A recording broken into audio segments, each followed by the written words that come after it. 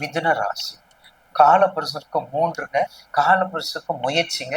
காலபுருஷனுக்கு வித்து. காலபுருஷனுக்கு வெற்றியை கொடுக்கக்கூடியது.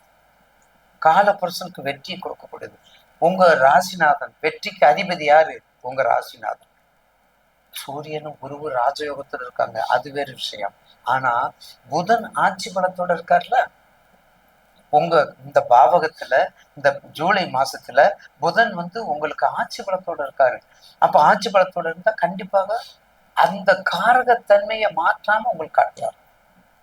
அறிவு, நூல்கள், புத்தகங்கள், வடிவங்கள், நிலையங்கள், யூனிவர்சிட்டி, கல்வி கூடங்கள், பராமரிப்பு, பிரிலிமினரி, எல்கேஜி, யூகேஜி, அறிவு சார்ந்த புக்கங்கள், அந்த ஜெராக்ஸ், நூல் சம்மந்தப்பட்டது ஜெராக்ஸ், புத்தகம், பைண்டிங். இந்த பைண்டிங் சாதாரண விஷயமா? பைண்டிங் தானே முக்கியம். அப்ப இதெல்லாம் பண்ணும்போது நிச்சயமாக ஒரு நல்ல பலனை கொடுக்கும் மிதன ராசிக்கு. ஏற்கனவே உங்கள் ராசிக்கு 10ல் சனி இருக்கார். கர்மாதிபதி 10ல் இருக்கிறதுனால அந்த பாவகத்தன்மையை கொஞ்சமாவது உங்க தசாபுத்தியை பார்த்துக்கணும். உங்க தசாபுத்தியை பார்த்துக்கங்க, கொஞ்சம் பார்த்துக்கணும். ஏன்னா உங்க தசாபுத்தியை பார்த்தா தான் அதனுடைய இது தெரியும்.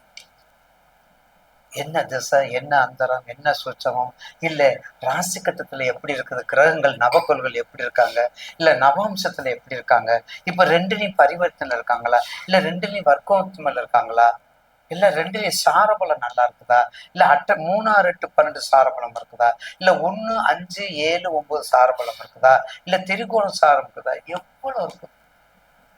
நமக்கு நிறைய முன்னோர்கள் கொடுத்துருக்காங்க, பீரியாரிட்டி கொடுத்துருக்காங்க. நம்ம தப்பா நினைச்சிட்டு இருக்கிறோம். அந்த பீரியட்ல எதையாவது ஒண்ணு எடுத்துக்கிறோம். நம்ம அப்படி எடுத்தா தான் அதனுடைய உண்மை நம்ம தத்துவத்தை தெரியும். அப்பதான் வாழ்க்கையில ஜெயிக்க முடியும். எதையாவது ஒண்ணு எடுத்துக்கிட்டு ஜெயிச்சிருப்பா அப்படி சொல்றாங்க. ஆக மிதுன ராசி நேயர்களுக்கு உங்களுக்கு உங்க ராசிநாதன் ஆட்சி பலம். அதுக்கு அடுத்தது உங்களுடைய 5க்கும் 12க்குரியவன் உங்களுக்கு 11ல் இருக்காரு. அது ரொம்ப சிறப்பானது. உங்க ராசிக்கு 5க்கும் 12க்குரியவன் எதுல இருக்காரு? ரொம்ப சிறப்பா இருக்காரு, லாபாதிபதியா இருக்காரு. அப்ப நிச்சயமா ஏதாவது ஒரு வேலையை, அதாவது நீங்க செய்யாட்டி உங்களை கூப்பிடுவாங்கய்யா. நீங்க செய்யாட்டி அந்த வேலை செய்ய கூப்பிடுவாங்க. அதுதான் ஏதாவது ஒரு வேலையை கொடுப்பாரு. இதை பண்ணிட்டு வாங்க.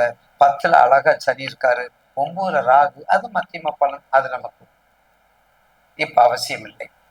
9ல் இருக்கும்போது உங்களுக்கு என்ன பண்ண போறது, அதை விட உங்களுக்கு சிறப்பான இடமெல்லாம் இருக்குது. அதெல்லாம் பண்ணிட்டு வாங்க. நிச்சயமாக வழிபாடு, அதுல இருக்கக்கூடிய வழிபாட்டுல நிச்சயமாக ராகு சம்பந்தப்பட்ட வழிபாடு, குரு வழிபாடு. ராகு, அதாவது ராகு குரு சேர்ந்து இருப்பது, அந்த சம்பந்தம் இருக்குது. உங்களுக்கு இன்னும் சொல்ல போனா அதாவது குருவித்துறைன்னு ஒரு இடம், மதுரை மாவட்டத்துல குருவித்துறைன்னு ஒரு இடம். குரு அங்கே இருப்பார். அது பக்கத்திலேயே பெருமாள் இருப்பார். குருவித்துறை அது ரொம்ப குரு ஸ்தலங்களும் சரி, பெருமாளுக்குரிய ஸ்தலம் சரி. ஏன்னா மிதுன ராசி பெருமாள் அதிபதியா இருக்கிறதுனால அந்த குருவித்துறை சோழம் தான், மதுரை சோழம் தான் சொல்லப்படுது. அந்த ஏரியாவில் குருவித்துறைக்கு ஒரு முறை சென்று வாருங்கள். ஒரு முறை. அப்படியே உங்களுக்கு தெரிஞ்ச நண்பர்கள் யாராவது மேச ராசி, சிம்ம ராசி, மிதுன ராசி, சாரி மீன ராசி, இப்படிப்பட்ட நண்பர்கள் வந்தா கூட்டிட்டு போங்க. அது உங்களுக்கு புண்ணியம். அதாவது சோழம் வந்தான் படித்துறை, நிறைய சொல்லியிருக்கிறேன். அப்படிப்பட்ட கோயில்ல போய் நல்ல உங்களுக்கு முடிஞ்ச அளவு என்ன பண்ணணுமோ அதை பண்ணி பிரார்த்தனை பெற்றுவாங்க. தீபயத்தின் பிரதர்ஷனம் பண்ணுங்க. எல்லாமே ஆர்த்த பெஸ்ட். கண்டிப்பா நல்லா இருக்கும்.